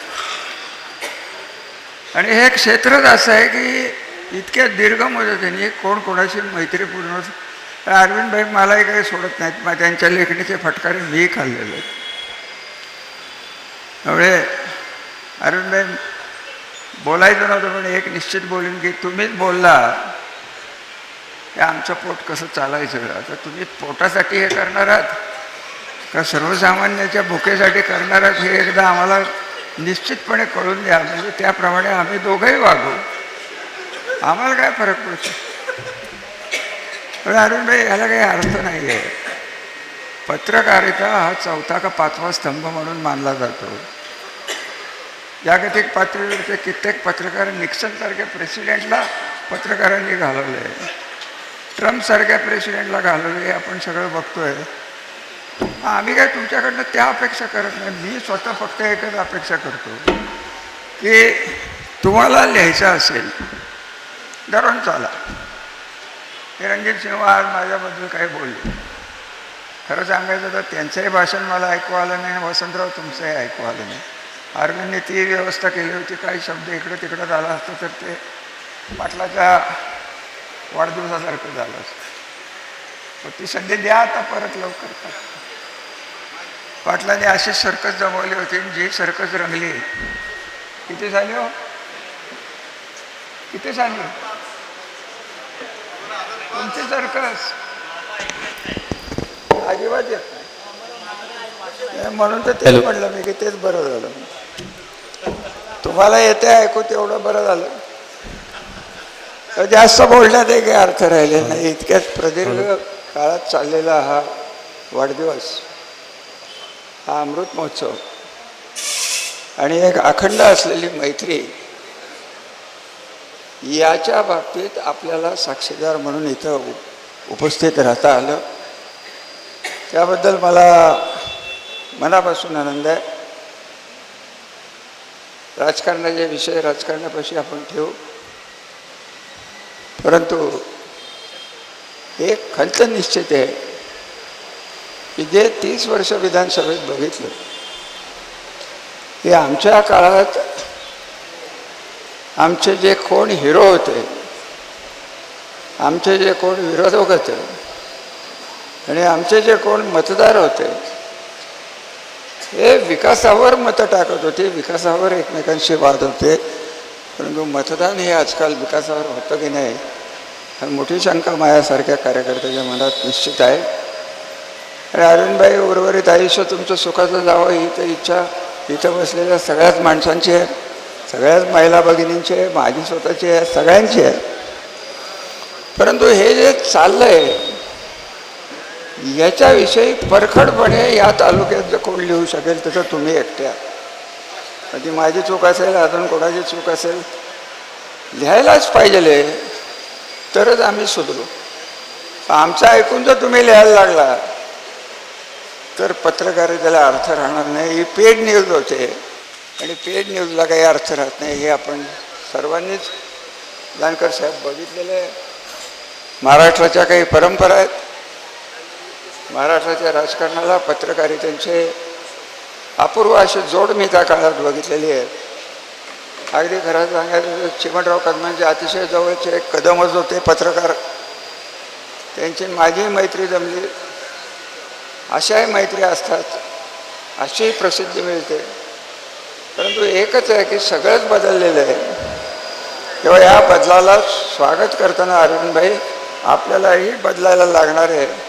उर्वरित आयुष्य तुमचं चांगलं जावं, दीर्घ आयुष्य मिळावं, उत्तम आरोग्य मिळावं आणि हे सगळं मिळायला मलाही दीर्घ आयुष्य लाभावं, उत्तम आयुष्य मिळावं, एवढी आपल्याकडंच प्रार्थना करतो, ईश्वराकडे प्रार्थना करतो आणि तुमच्या सगळ्यांच्याकडे प्रार्थना करतो. जानकर साहेब, तुम्ही खरं जास्त बोलायला पाहिजे होतं. जानकर साहेब किती बोलतात याची पूर्ण कल्पना आपल्याला आहे. जानकर साहेबांचे आपलेही काही नेहमीच संघर्ष आणि मैत्री असे जे ऊन पावसाचे खेळ असतात, ऊन पावसात वादळ येऊ नये एवढं बाकी. अरविंदभाई तुम्ही बघा, एवढंच बोलतो, जास्त काही बोलत नाही. कारण बोलायला प्रल्हाद पाटलांनी मला सांगितलं की 1 तासापूर्वी त्यांना भूक लागलेली आहे. पाटील काही सहन करतील, पण पोटाची भूक कधी काय सहन करतील असं मला वाटत नाही. कारण हा एकच माणूस आहे आपल्या तालुक्यात की दिवसाकाठी 4 वेळा जेवू शकतो. किती वेळा? आणि सुखात जेवतात. त्यामुळे आता पाटलांच्यावर घसरण्याच्या आधी माझी जीभ मी आवडतो. आपल्या सगळ्यांना शुभेच्छा, स्टेजवर बसलेल्यांनाही शुभेच्छा, आणि आयुष्यभर आपली मैत्री कायम राहावी एवढंच अरविंदभाई बोलून आपली रजा घेतो. धन्यवाद.